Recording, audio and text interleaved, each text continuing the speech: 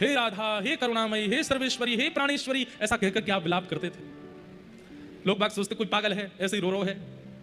लेकिन हमारी किशोरी जी के कानों में वो स्वर जब जाता तो किशोरी जी ललिता जी से पूछती, हे ललिता, ये कौन इतनी विरह वेदना में रोता है? ये कौन ऐसी करुण पुकार में रोकर के मुझे बुला रहा है? अच्छा, भोरी सखी विलाप कर रही है।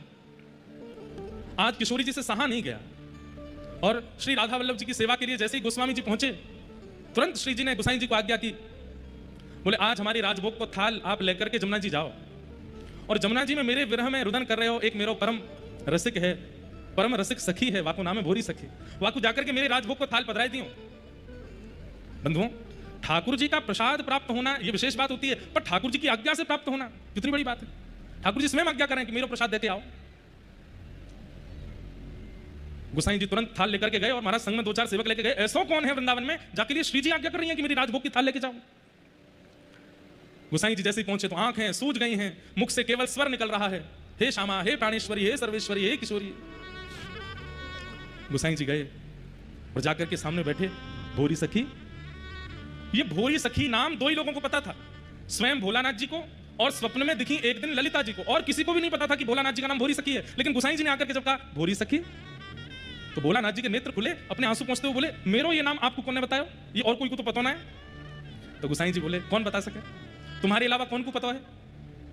भोलानाथ जी बोले, मेरे अलावा केवल श्री ललिता जी को पता है। एक दिन स्वप्न में आकर के उन्होंने मुझसे कही। तो बोले, ललिता जी से कौन ने कही होगी भोरी सखी? अपने आप ललिता जी तो नाम बोलेंगे नहीं। भोलानाथ जी बोले, कौन ने कही? तो गोसाई जी बोले, श्री जी ने तुम्हारा नाम धरो भोरी सखी। सुनकर के रुदन करने लगे और श्री जी ने ही मुझको बताई है कि तुम भोरी सखी हो। भोलानाथ जी बोले, वो मुझको जाने, वो मुझको पहचाने, वो जाने मैं कौन हूं? अरे वो जाने, वो तुमको याद करें। और आज देखो तुम्हारे भाग्य की सराहना, तुम्हारे काजे स्वयं श्री जी ने अपने राजभोग की प्रसाद की थाली भेजी है, लो अरोगो।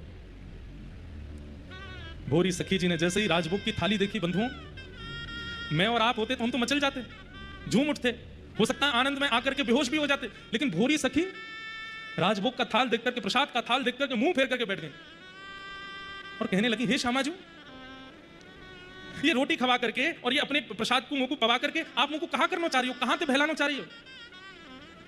मेरी कहा इच्छा है ये आपको पता नहीं है? 10 दिन तो मैंने भोजन नहीं किए, जलपान नहीं किया, या मतलब आपने मुंह को भूखो प्यासा समझो, मेरे काजी राजभोग की थाली भेज दी। और भोरी सखी ये कहकर के रोने लगी कि आपको मेरे पेट की चिंता हुई, मेरे हृदय की चिंता नहीं हुई। मेरे पेट को भूख लगी होगी, हमारे आपने प्रसादी भेज दी, पर मेरे हृदय, मेरे नेत्र आपको देखना चाहे, इनकी चिंता आपको अनुभव नहीं हुई। और ये कहकर के भोरी सखी रोने लगी कि आपको मेरे हृदय की चिंता क्यों नहीं हुई? ये भोग क्यों भेजा मेरे लिए? आप स्वयं क्यों नहीं आ गई मेरे सामने? क्या मेरा विलाप, क्या मेरा विरह, क्या मेरा आपको पुकारना अभी भी कम पड़ गया?